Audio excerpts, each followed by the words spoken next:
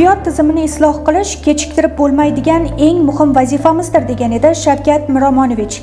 Tibbiyot tizimini yanada rivojlantirish, aholiga sifatli tibbiy xizmatni ta'minlash prezidentning ham, davlatning ham asosiy diqqat markazidagi masalalardan biridir. Oxirgi yillarda tibbiyot sohasida juda katta o'zgarishlarga erishildi. O'zbekiston Respublikasi prezidentining 2024-yil 5-sentyabrdagi 311-sonli qarorida davlat tibbiy sug'urtasi mexanizmlarini joriy qilishga oid chora-tadbirlar belgilandi. Aholiga ko'rsatilayotgan tibbiy xizmatlar sifatini oshirish, sog'liqni saqlash tizimida amalga oshirilayotgan islohotlarni izchil davom ettirish, budjet mablag'laridan samarali foydalanish hamda davlat tibbiy sug'urtasi mexanizmlarini joriy qilish bo'yicha amalga oshirilgan ishlar respublikamizda tatbiq etilmoqda. Shu bilan birga raqamlashtirish demet tizimiga o'tilmoqda. Bu esa aholini ijtimoiy himoyalash va sog'lomlashtirishning asosiy vositalaridan biri bo'lib, ochiqlik va shaffoflikni ta'minlash bilan bir vaqtda fuqarolarga tezkor va rejali tibbiy yordam ko'rsatishni ta'minlashda qo'l keladi. Shu jumladan Farg'ona viloyati Farg'ona shahar 5-sonli oilaviy poliklinikasi ham demet programmasiga o'tkazildi. Hozirda oilaviy poliklinikalarda aholiga birlamchi tibbiy sanitariya yordami ko'rsatishni yanada yaxshilash maqsadida tibbiy brigadalar faoliyati yo'lga qo'yildi. Har 2000 nafar aholiga 1 nafar oila shifokori, 1 nafar amaliyotchi hamshira, 2 nafar patronaj hamshirasi va 1 nafar patronaj doya xizmat ko'rsatmoqda. Tibbiy brigada a'zolari o'zlariga biriktirilgan hududdagi aholining elektron ro'yxatini shakllantirib, zamonaviy universal progressiv reja asosida faoliyat yuritmoqdalar. Ish kuni boshlanishida oila shifokori va amaliyotchi hamshira, patronaj hamshiralar va patronaj doya bilan birgalikda shu kun ish rejalarini ko'rib chiqadilar va rejadagi aholi patronajini amalga oshirish uchun ruxsat beradilar. Patronaj hamshiralar va patronaj doya oila shifokori va amaliyotchi hamshiradan xonadonga tashrif rejalarini olgandan so'ng patronaj sumkalariga ish qurollarini solib hududga chiqib ketishadi.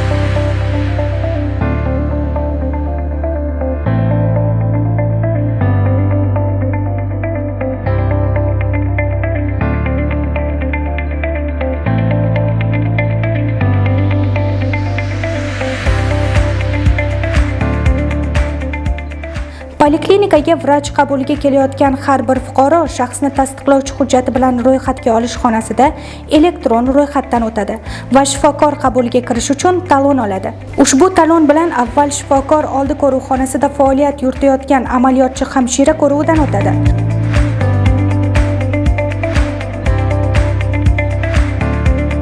Amaliyotchi hamshira qabulga kelgan aholi bilan shaxslar aro muloqot qoidalariga rioya qilgan holda xushmuomalalik bilan muloqotda bo'ladi. Qabulga kelgan 40 yoshdan oshgan fuqaroni avvalo demet tizimidan topadi va rejaga ko'ra antropometrik ko'rsatkichlarni amalga oshiradi.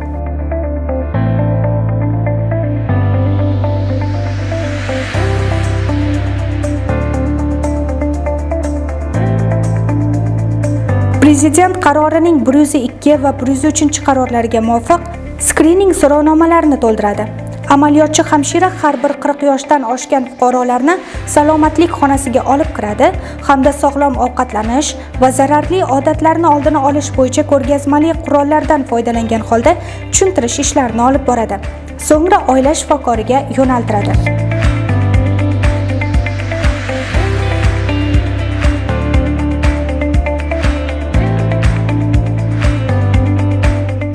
Fuqaro oila shifokori qabuliga kiradi. Oila shifokori demet tizimiga kiritilgan bemor ko'rsatkichlarini ko'rib, tekshiruvlarni amalga oshiradi.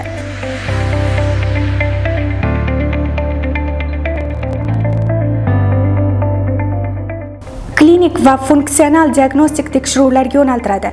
Kerakli tor doira mutaxassislariga ham yo'naltiradi.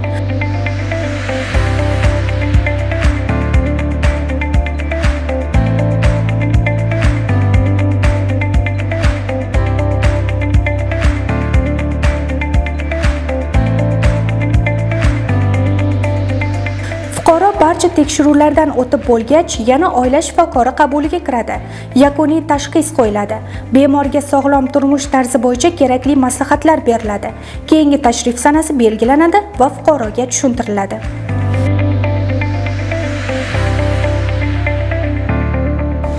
Agar fuqaroda muammo aniqlansa, oila shifokori tomonidan darhol poliklinikada O'zbekiston Respublikasi Sog'liqni saqlash vazirligi 2022-yil 24-mart 87-B buyrug'i oilaviy shifokor punktlari, oilaviy poliklinika va ko'p tarmoqli markaziy poliklinikalarda bepul dori vositalarini qabul qilish, saqlash va aholiga tarqatish tartibini tasdiqlash to'g'risida hamda 2023-yil 13-oktyabr 41-buyruq O'zbekiston Respublikasi davlat budjeti mablag'lari hisobidan qoplanadigan shahar darajasida ambulyator va statsionar sharoitda ko'rsatiladigan tibbiy yordamni kafolatlash to'g'risidagi qonunlar asosida fuqaroga bepul dori-darmon beriladi.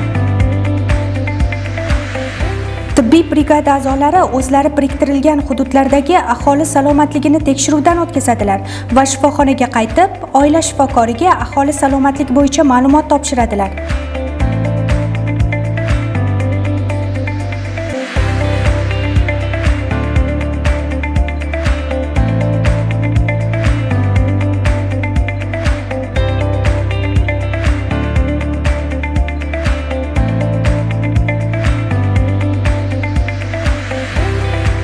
Kun yakunida kunlik ishlar sarhisob qilinadi va ertangi kun ish rejasi tuziladi.